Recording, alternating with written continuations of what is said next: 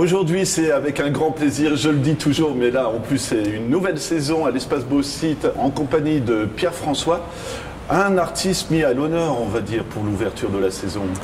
Oui, c'est Pascal Jaminet. C'est une exposition en souvenir de cet artiste qui nous a quittés en janvier de cette année 2023. Et donc, l'exposition réunit des peintures, pas mal de gravures, je dirais principalement des gravures, et quelques grands fusains, des fusains monumentaux qu'il avait réalisés également. Voilà, alors on va en parler par étapes, puisque vous me l'avez expliqué juste avant de tourner. Il a commencé par la peinture et c'était déjà très impressionnant, parce que c'est fin d'études, c'est ça, vous m'avez dit, 9 ans d'études, et qu'est-ce que c'est le résultat? Oui, c'est-à-dire que Pascal a commencé par une formation ici à l'Académie des Beaux-Arts de la ville d'Arlon, en peinture, et nous présentons notamment à l'occasion de cette exposition son travail de finalité. C'est une peinture assez impressionnante parce qu'elle se décompose en une série de 24 carrés de métal sur lesquels il a peint à l'huile. Et son sujet de prédilection alors c'était l'usine, c'était le métal en fusion, les coulées, ce qui lui permettait de travailler des oranges flamboyants pour traduire vraiment ces moments d'incandescence et de lumière extrêmement forte. Et ça s'explique aussi par ses origines, parce que la région liégeoise est la sienne, marquée forcément par une activité industrielle intense. Et donc, Pascal a beaucoup travaillé la lumière, mais en même temps les ombres, le clair-obscur, que lui permettait justement l'évocation de ces sites industriels. On en retrouve quelques autres dans l'exposition, en beaucoup plus petit format. Mais l'essentiel, je dirais, c'est tout de même ce passage alors à la gravure qui a marqué toute sa carrière, je vais dire, d'artiste peintre et graveur évidemment maintenant. Et donc il est passé à la manière noire, qui est une technique très particulière, parce qu'en fait déjà la gravure, on ne la comprend pas toujours très bien. Alors je vais vous laisser nous expliquer ce qu'est la manière noire. Et à plus forte raison, je crois, lorsqu'il s'agit de la manière noire, parce que c'est une technique qui est extrêmement élaborée, qui demande un temps de réalisation énorme, et parfois même elle sème le trouble quand on en voit le résultat de cette impression-là, parce qu'on se dit tiens, mais on est un peu dans la photo, on est à la fois dans le dessin, fusain, on ne sait plus très bien, mais c'est de l'impression, c'est bien de la gravure. Est-ce qu'on peut parler quasiment d'hyper-réalisme ou pas? Non, je ne dirais pas, parce que malgré tout, le paysage est un peu flouté, le paysage ne se dégagera jamais de manière très nette, au contraire. Il a beaucoup joué sur les nuances, et précisément, c'est cette fameuse plaque de cuivre. Alors, je vais vous laisser nous la montrer, comme voilà. Ça on va découvrir ensemble. Eh bien, ce en que fait, tel que je la montre, c'est à mon avis très peu représentatif. Mais en fait, il s'agit de dire que l'outil, qui est très particulier, et que l'on appelle un berceau, est un outil qui, sur la plaque de cuivre, va pouvoir déterminer tout un ensemble de petits sillons. Et donc l'artiste est obligé de la sillonner, je vais dire, verticalement, horizontalement, de manière oblique. Elle sera entièrement couverte de ces petits traits que le berceau, qui est un outil dont la lame est extrêmement fine, que le berceau va donc pouvoir réaliser sur la plaque de cuivre. Ça, c'est donc tous ces traits, ça va former le sujet, on va dire, de la peinture. Mais pas encore, justement. Ce n'est jamais que la phase préparatoire. Et donc ce berceau en question, il va intervenir d'abord donc sur cette plaque. Il est très coupant, on vient de le dire. Et pourquoi berceau? Parce que précisément, on verra que le mouvement sur la plaque de cuivre est celui-là. Très bien. À partir du moment où la plaque de cuivre a été ainsi travaillée par le berceau, Pascal va utiliser des instruments extrêmement pointus, dont un qu'on appelle le brunissoir. Et il va, à ce moment-là, à l'aide du brunissoir, il va refermer certains petits trous qu'il avait provoqués par le berceau. Et là, peut-être que c'est assez simple à réaliser, c'est que partout où on laisse la plaque à nu, comme il l'a fait au départ, quand on imprime, on aura le noir.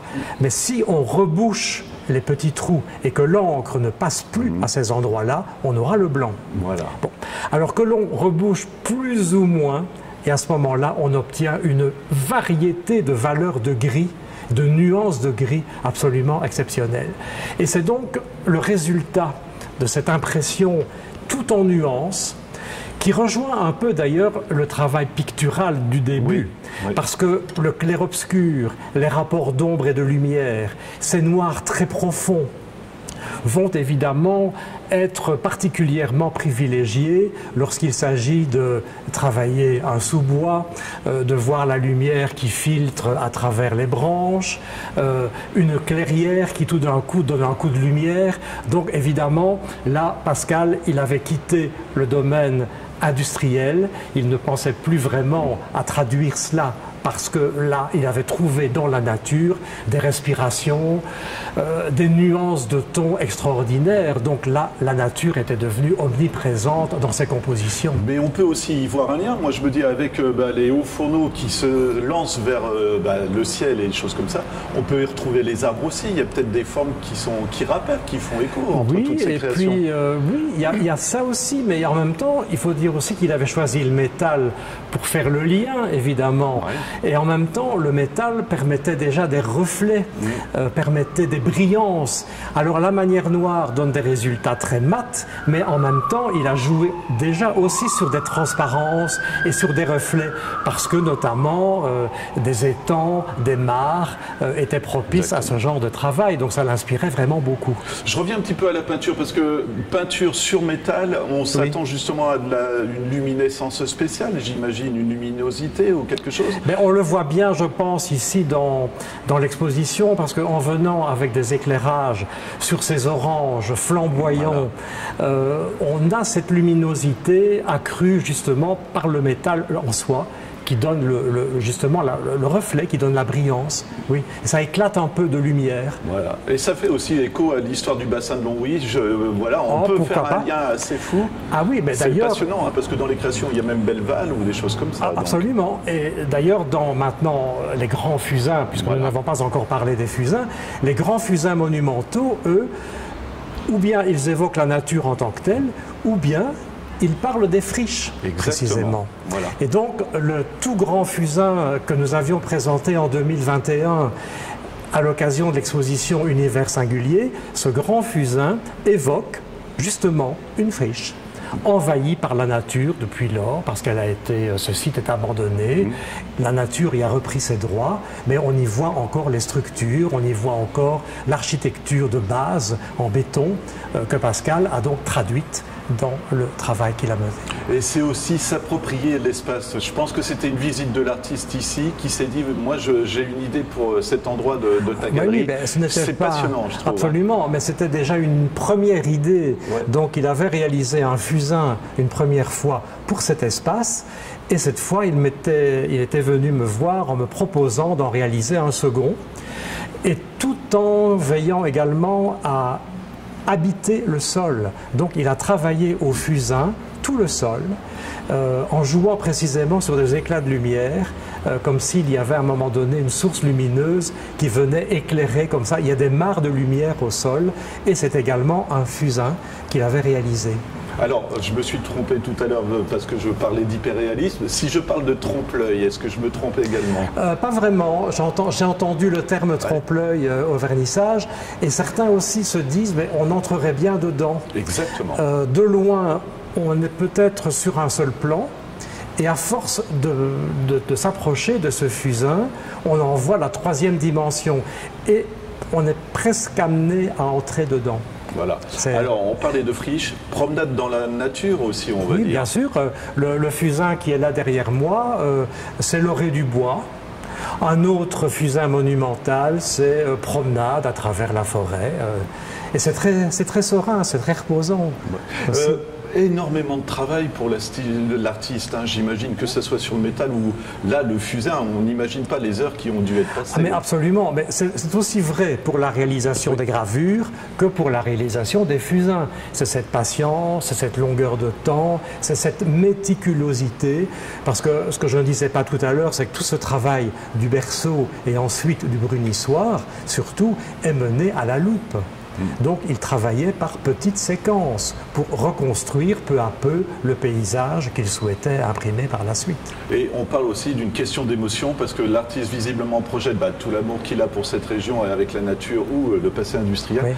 Oui. Et je parlerai même de lien avec le visiteur. Je ne vais pas rentrer dans le détail, mais il y a une œuvre qui a frappé quelqu'un à tel point que il la voulait, quoi, tout simplement. Et ça lui rappelait des tas d'émotions. Oui, et puis pour certains visiteurs qui sont arlonnais, ou qui ont des origines régionales, qui reconnaissent aussi certains lieux qu'il a un jour parcourus et qu'il a souhaité travailler de cette façon.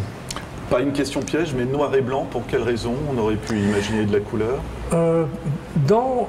Oui, en fait, on se rend compte que, je le dirais d'un point de vue peut-être plus personnel, mais le noir et blanc est extraordinaire, comme on pourrait le dire également pour la photo, mais quand il s'agit de traduire ces nuances d'ombre et de lumière. Et ça me paraît parfois même beaucoup plus fort que par la peinture. Oui, oui, vraiment, vraiment. Je crois que là, le noir et blanc convient, mais très très bien. Pascal, par contre, à 2-3 moments, mais ça nous ne l'avons pas présenté dans l'exposition, a souhaité introduire la couleur. Mais de manière monochrome. Bon, il y a notamment un sujet qui évoque la mer, ce sont les vagues. Et là, il avait travaillé avec un bleu profond. Il avait introduit un peu de rouge aussi dans certaines de ses gravures. Mais vraiment, on a privilégié le noir et blanc. Voilà, pour cette première exposition, bel hommage à un artiste. Vous connaissez la question finale, hein, c'est jusque quand et où est-ce qu'on peut se renseigner? Eh bien, le site sur la page expo donne évidemment tous les détails. C'est jusqu'au 1er octobre, ça ce sera le dévernissage, mais on ouvrira également un dimanche, pas le prochain mais le suivant. Et puis les heures d'ouverture sont toujours les mêmes et c'est de 10h à 18h du mardi au samedi. Voilà, et espacebossit.be pour plus d'informations. Exactement. Merci Pierre. Merci beaucoup.